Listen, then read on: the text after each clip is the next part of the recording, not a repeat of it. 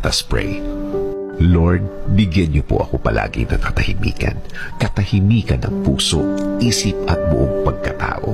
Sa pananahimik kong ito, hindi po ako malakas. Inaamin ko po sa inyo, Panginoon.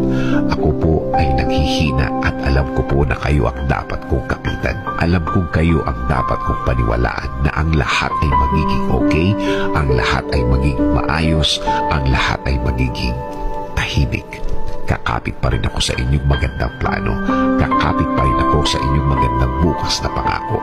Alam kong ang lahat ng oras na may problema ay mabilis na lilipas, mabilis na mawawala.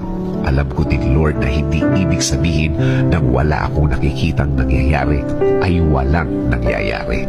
Alam kong inumpisahan niyo na akong tulungan sa ibang mga bahagi ng aking problema. Alam kong magiging okay, Lord. Alam kong bubuti ang lahat. Alam kong makukuha ko ang plano niyo sa akin. I-guide niyo po ako at ituro mo sa akin, Lord, ang tama at tahimik na paraan.